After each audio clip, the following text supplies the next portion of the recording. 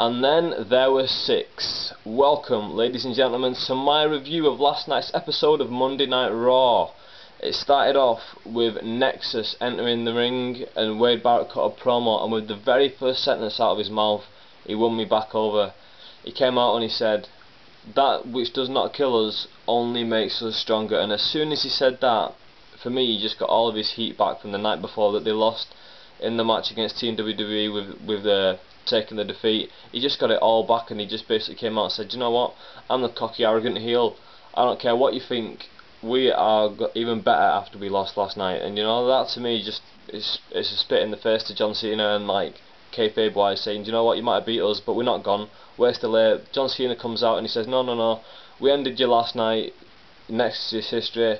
Then I can't remember if it was the general manager that sent Michael Cole a message, or if we just found out through Michael Cole on commentary that tonight's matches were going to be a series of one-on-one matches with a tag team match. It was going to be Team Nexus versus Team WWE in a bunch of singles matches, and then one tag team match, and then a Divas match was thrown in there, you know, just to add that little bit of a sex appeal to the show, basically. So yeah, it started off where he said basically the Nexus guys could choose who their opponents were, apart from Wade Barrett, who had to face Chris Jericho in the opening match. Now this to me was a really important match for Wade Barrett's career, because they put him over cleanly here in this match. He beat Jericho cleanly. Now I didn't pay full attention to this match. I watched it all, but I was a bit preoccupied. But I'm pretty sure that he went over clean, and if he did, which I'm sure he did, you know, it's a massive thing for the WWE to say, "You know what, we might have made you tap out to John Cena last night, but that's alright, because everyone taps out to John Cena. Triple H has, Shawn Michaels has, everyone. But you are one of our guys. We're going to put you over over Chris Jericho, and you are going to be on that upper level of guys. You are up there now." And you know, it's really important for Barrett, in my opinion, that they put him over in this match, and they did. So yeah, he won that match. It was an entertaining match, I suppose. The end came when Jericho went for the code breaker. Barrett overpowered him, got him in the I don't know what he calls it, his finisher, flips him down, got the pin, 1, 2, 3. Bam, done with. Next match was Michael Tarver versus Daniel Bryan. Daniel Bryan, the crowd seemed a little bit dead for him at like when he came out. Not too positive, not negative at all, but you know, not too positive either. So yeah, Bryan came out. He had the match with Tarver. The Miz came down to distract Bryan. Tarver got the roll up, and the thing that annoyed me was he should have really hooked the tights, got hold of the tights for the win, and he didn't. It sort of took away from it a little bit that he's a heel, and he should have done that. But you know, just a minor critique there, I suppose. But yeah, Tarver got the win because of Miz's interference. Then after the match, Bryan suicide dives out the ring onto Miz and maybe Alex Riley as well. I can't remember if he did both. Yeah, takes them out. Then Tarver nails Bryan from behind, and then the three of them all give Bryan a beating, which ends in the skull crushing finale on the Money in the Bank briefcase. Surprise, surprise. Then in the back, Miz basically cuts a promo, quite sympathetic towards him. He says, when Daniel Bryan came in, everyone said he should be my pro, not the other way around. Last night I was supposed to come out here and I was supposed to save Team WWE, but then they said, "No, we don't want you, Miz. We're going to get Daniel Bryan." And you know, you can see why he resents him. And to me, it was a sort of a face promo, if you ask me. And then he sort of healed it up towards the end by saying, "You know what? If you want to see the next breakout star, it's this man." And he points to Alex Riley. For Alex Riley fans out there, I'm not one myself. He's all right, but I'm not a massive mark for him. I'd be quite disappointed even with how they used him in this show, because they built up on Next that he was going to be on Raw this week, and then you know, they didn't really use him that much. He was used in a little jump on Daniel Bryan, and then a one interview segment in the back, and that was it. Next up, you had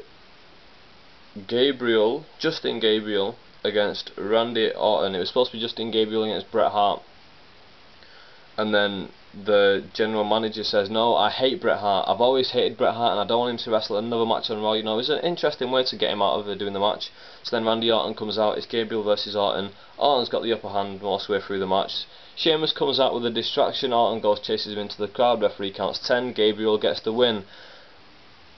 You know, simple enough way to put Gabriel over in this match. You know, it didn't really do anything to boost him it made him look like a bit of a jabroni, to be honest. Like, Orton basically bossed him during this match. What else can I say about this?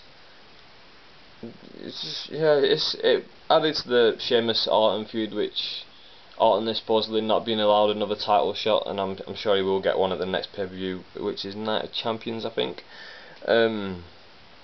Yeah, sometime during the card, I think it had already been, I've missed it already, but basically Bret Hart came out and introduced the new World WWE Tag Team titles and gave them to the Hart Dynasty, which I thought was a bit of a nice touch. The titles look strange. They look like a classic style of title, like from the early 1980s, and I like the look of them, to be honest. It's a nice throwback to the old days. They're just pure gold. I don't mean that by what it's made out of. I mean like the colour of it. It's just pure gold. It's not like the US title where it's like got blue, red and white on it. It's just a pure gold coloured title, which, you know, I like. It's nice and classic. Then you've got a tag team match. Otunga and Skip Sheffield defeated R-Truth and John Morrison. An okay match again. Sheffield got the win by clotheslining Morrison and then getting the 3 count. Next off, you had a 6 divas tag team match. Jillian Hall, Alicia Fox and Maurice went over Melina, Eve and Gail Kim. Jillian got the pin, and I can't remember who it was. I wasn't really paying attention. You know, these matches, they're never excellent, are they? Just the filler. Next off, you had Heath Slater versus Edge, and beforehand, Heath Slater basically came out and said to Edge, you know what, I base my style on you. Please don't turn up to this match tonight. Like, he's trying to weasel his way out of it. And then Edge says, do you know what? No, I don't think so. You're just an Edge wannabe. I'm going to take you on tonight. And then as soon as Edge turns his back, boom, Heath Slater nails him from behind. I can't remember where this match ended. Oh, that's how it ended.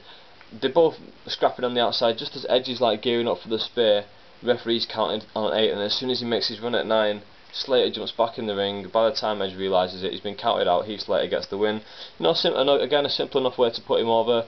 He was shown as not an equal to Edge, but, you know, sort of just below his level. But, you know, that's good enough. They've only been in the WWE for like a few months, so the way they've built them up so far is, you know, fantastic. So I've got no complaints there. Next off, you got Darren Young versus John Cena. Now, earlier on in the show, Darren Young said, I want John Cena in this match because, you know, he battered me a few weeks ago and I want my revenge, basically. And also at the start of the show, Cena alluded to the fact that they both look alike and that John Cena's mum must have had an affair with Buckwheat. Don't know who that is, some American celebrity from the 80s, I'm guessing, you know. So yeah, Cena Young, obviously if Cena goes over, I think he made him tap out to the STFU or whatever he calls it now. Then afterwards, Nexus come out, they all crowd around ringside, we all think he's going to jump Cena, Cena backs off, then we all realise now they're going to jump Darren Young. They put a beating on Darren Young and then the show goes off the air. This to me was a very good episode of Raw. It really did well to establish the Nexus guys as what they want them to be. Like, for example, they put Barrett over as a good singles competitor, like on a main event level, because they put him over Jericho.